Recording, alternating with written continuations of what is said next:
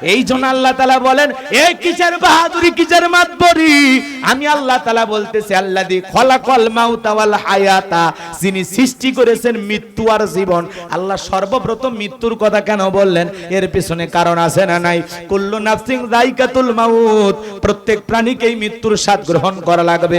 এই মৃত্যুর স্বাদ হলো দুই প্রকারের বাজান গো। মিষ্টি খাইলে মিঠা লাগে, নিম পাতা খাইলে মনে হয় বেশি মিঠা লাগে। আরেকটু জোরে বলেন, কি লাগে? তিতা লাগে। এ বাজান যারা ঈমানদার তাদের মৃত্যুটা বড় মিঠা। একটা শিশু যেমন মায়ের কোলে দুধ পান করতে করতে ঘুমের মধ্যে চলে যায়, একজন ঈমানদার তেমনি ভাবে বিদায় নেবে। বলেন আল্লাহু আকবার। আর যে গুনাহগার পাপাচার, দুনিয়ার নানান অপরাধের আসামি, পা থেকে মাথা পর্যন্ত রুহুটা ছোটাছুটি করবে, পেশাব পায়খানা করে দেবে, চোখগুলো বড় বড় করবে, গালি দেবে, ফাহিশা কথা বলবে, আল্লাহর নাম মুখে আসবে না, কালেমা আসবে না, এমন মানুষেরও বিদায় চোখের সামনে হয় কিনা? মৃত্যু বড় কঠিন বাজার, মৃত্যু থেকে পালানোর কোন রাস্তা খোলা নাই। আইনামা তাকুনু ইদরিকুমুল মাউত ওয়ালাউ কুনতুম ফি বুরুজিম মুশাইয়াদা, সূরা নিসার ৭৮ নম্বর আয়াত। আল্লাহ দেখে বলেন, যেখানে থাকো, যে অবস্থায় থাকো, মৃত্যু তোমাদেরকে ধরবে। মৃত্যু থেকে পালানোর কোন রাস্তা খোলা নাই। এইজন্য আল্লাহ বলেন, আল্লাযী খলাকাল মাউতা ওয়াল হায়াতা, যিনি সৃষ্টি করেছেন মৃত্যু আর জীবন, লিয়াবলুয়াকুম আইয়ুকুম আহসানু আমালা, আমি আল্লাহ পরীক্ষা করে দেখব আমলের দিক দিয়ে কার আমল কত বেশি উত্তম, কার আমল কত বেশি সুন্দর। আল্লাহ তাআলা পরীক্ষা করে দেখবেন এই দুনিয়ার জিন্দেগিতে কোন বান্দার কত বেশি সুন্দর আমল।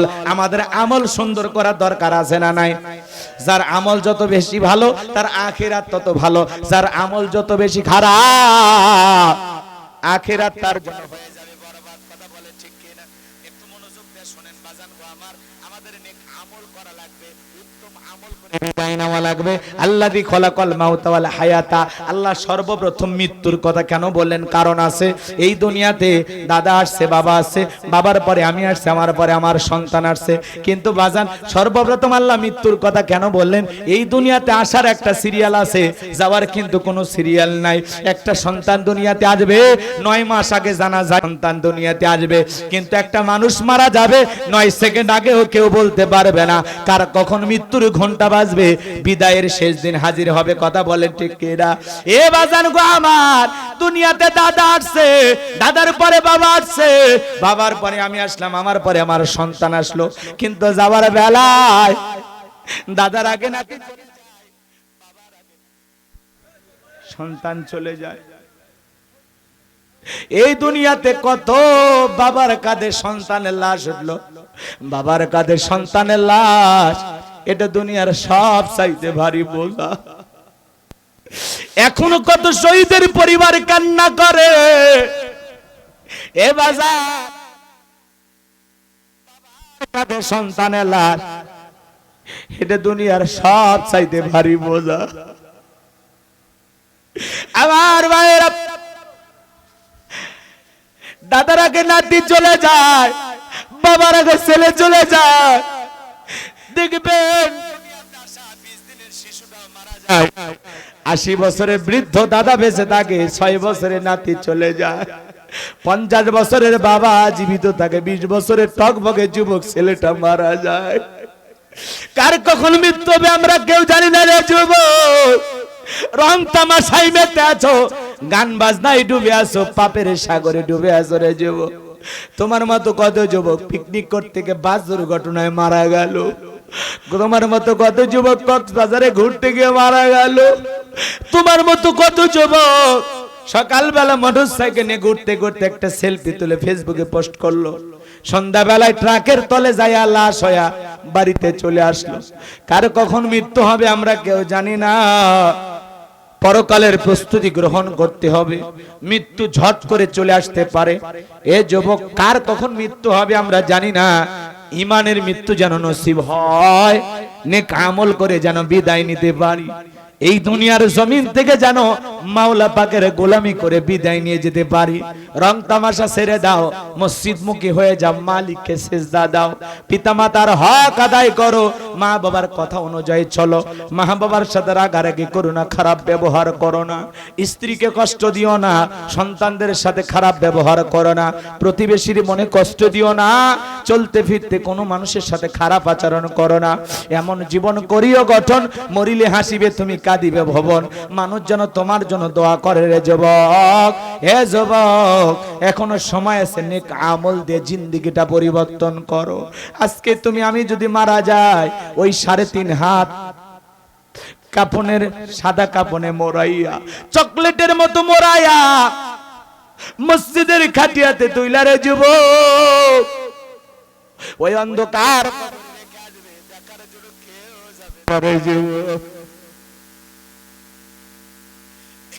তোমাদেরকে বলে যা, এক কলিজার টুকরা যুবক, মালিকের গোলামি ছাড়া যাবে না রে যুবক।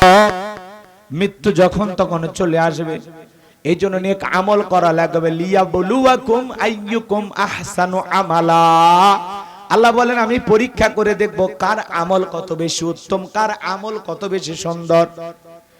মৃত্যু থেকে পালন করা যাবে না।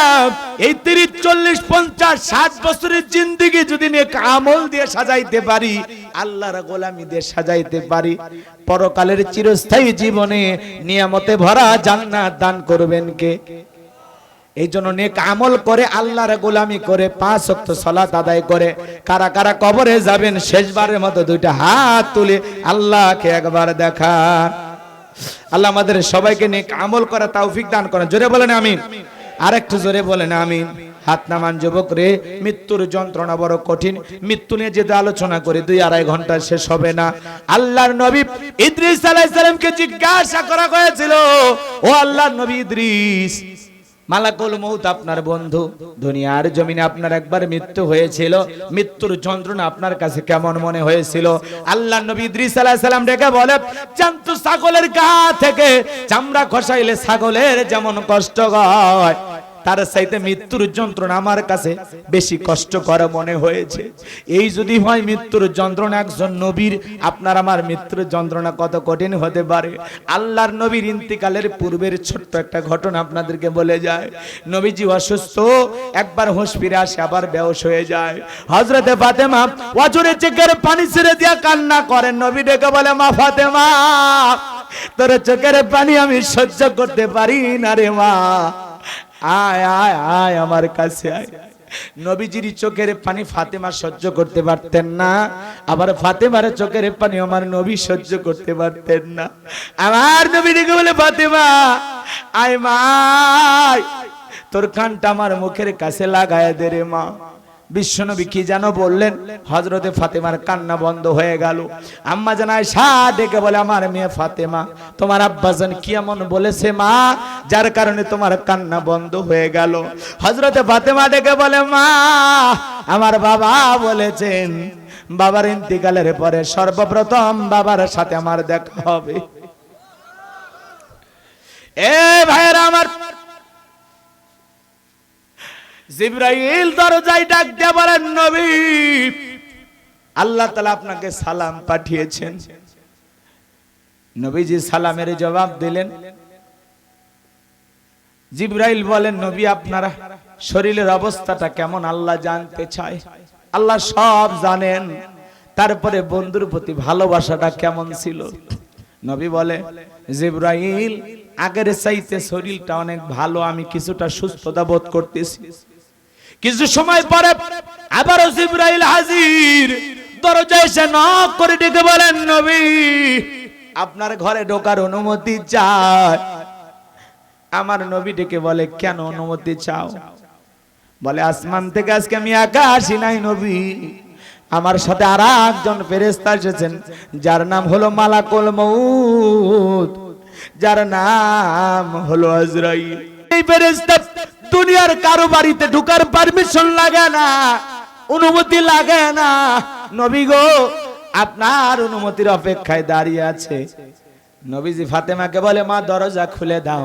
দরজা খুলে দিল। এইবার মালাকুল মউত রাসূলকে সালাম দিলেন, আসসালামু আলাইকুম ইয়া রাসূলুল্লাহ ইয়া হাবিবাল্লাহ। নবীজি সালামের জবাব দিলেন। মালাকুল মউত ডেকে বলে, নবী, আল্লাহ তাআলা আপনার কাছে আমাকে পাঠিয়েছেন, আপনি যদি অনুমতি দেন গো নবী, আপনার জানটা আমি কবজ করব, রূহটা বের করব। আপনি যদি অনুমতি দেন, অনুমতি না দেন গো নবী, আমার আল্লাহ বলেছেন আর দেরি করবি না, ফিরে যাওয়ার অনুমতি আছে নবী। আমার নবী ডেকে বলে, মালাকুল মউত, আজকে যদি চলে যাও আর কি কোনোদিন আসবা না? বলে, আবার আল্লাহ যেদিন অর্ডার দিবেন সেদিন আসবো গো নবী। আমার নবী ডেকে বলে, মালাকুল মউত, আর আসতে হবে না, আমার জান তুমি কবজ করতে পারো। অনুমতি যখন দিলেন, বিশ্ব নবী রূহটা বের করার জন্য যখন মালাকুল মউত হাত নবীজির বুকের উপরে রেখে দিয়েছেন, আমার নবী ডেকে বলে, মালাকুল মউত রে, তাড়াতাড়ি আমার বুকের উপর থেকে হাতটা নামায় নে, আমি নবী সহ্য করতে পারি না। আমার নবী ডেকে বলে, মালাকুল মউত, এই যদি হয় মৃত্যুর যন্ত্রণা, আমার উম্মতরা সহ্য করতে পারবে না রে। এ মালাকুল মউত, আমার উম্মতরা সহ্য করতে পারবে না। ডেকে বলে, নবী বিশ্বাস করেন, আমার আল্লাহ বারবার বলেছে, মালাকুল মউত, কোনদিন আমি তোরে কিছু বলি নাই, কিন্তু আজকে আমার বন্ধুর জানটা কবজ করতে যাইতেছিস রে। এ মালাকুল মউত, খবরদার আমার বন্ধুর সাথে যেন কোনো বেয়াদবি না হয়। ও নবী বিশ্বাস করেন গো নবী, দুনিয়ার সব চাইতে কম কষ্ট দিয়া আপনার রূহটা বের করা আমি চেষ্টা করতেছি গো নবী। আমার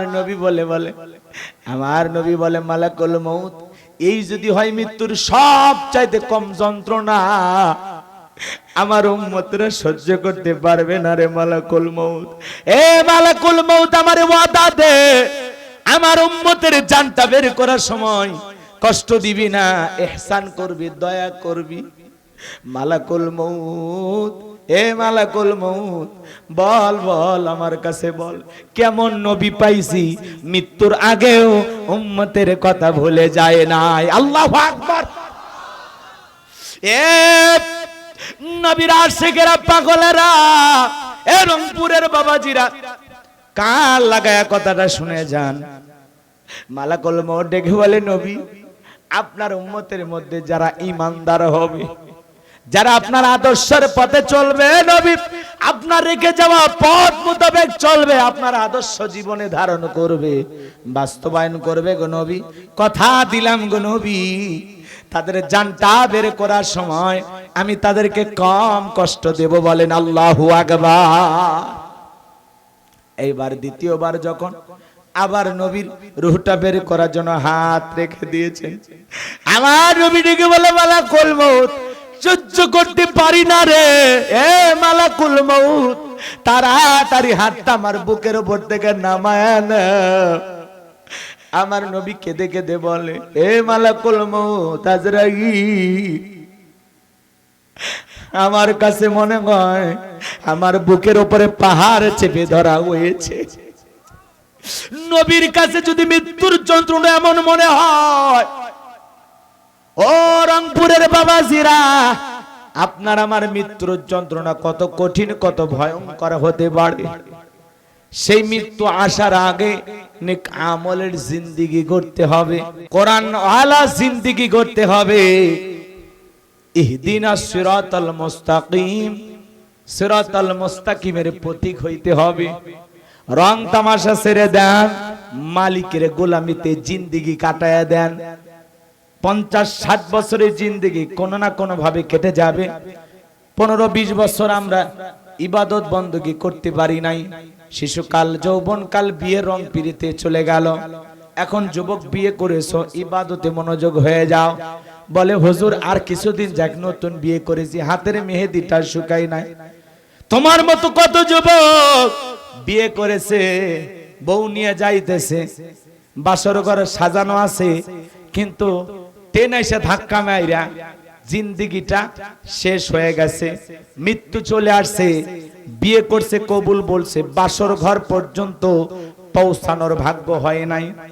তোমার মতো কত যুবক বিয়ে করেছে, আজকে বরযাত্রী সেজে বউ আনতে যাবে, মাঝপথে মারা গেছে। তোমার মতো কত যুবক বিয়ে করেছে, বউয়ের জন্য একটা কেক কাটতে গেছে, কেক নিতে গেছে, বাসর ঘরে বউকে নিয়ে একটু কেক কাটে উদযাপন করবে নতুন জীবন, তার আগেই মারা গেছে। তোমার মতো কত যুবক বিয়ে করেছে, আজকে বাসর রাত হয়ে গেছে, সকালবেলা বাজার করতে গেছে, লাশ হয়ে বাড়িতে ফিরছে। তোমার মতো কত যুবক অকালে জীবনটা চলে যাচ্ছে।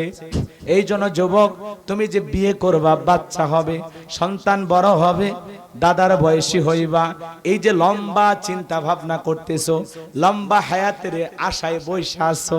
তোমার মতো কত যুবক এসএসসি দাখিল পরীক্ষা দিয়েছে, রেজাল্ট হবে আগামীকাল, আজকেই মারা গেছে। কথা বলেন ঠিক কিনা? তোমার মতো কত যুবক অকালে চলে গেল। তোমার মতো কত যুবক অকালে জানটা হারিয়ে ফেললো। এই জন্য তোমাদের সকলের প্রতি আমার অনুরোধ, মালিকের গোলামি করে, ইবাদত করে, আল্লাহর পছন্দের গোলাম হয়ে বাকিটা জিন্দেগি কারা কারা কাটাবেন, দুইটা হাত তুলে শেষবারের মতো আল্লাহকে দেখা। আল্লাহ আমার কলিজার টুকরা যুবকদেরকে হেদায়েতের নূর দান করো। আল্লাহ কোরআন সুন্নাহর সঠিক বোঝ দান করো। ইসলামী আন্দোলনের কর্মী বানায় দাও। এদেশকে সুরক্ষিত রাখার জন্য মিলেমিশে বসবাস করার তৌফিক দাও। এদেশের শান্তি ফিরায় দাও। সবাইকে 5 ওয়াক্ত নামাজি বানায় দাও। এ মাদ্রাসার প্রতি মহব্বত ভালোবাসা বাড়ায় দাও। আজকের মাহফিলকে আল্লাহ তুমি কবুল করে নাও। জোরে বলেন আমিন।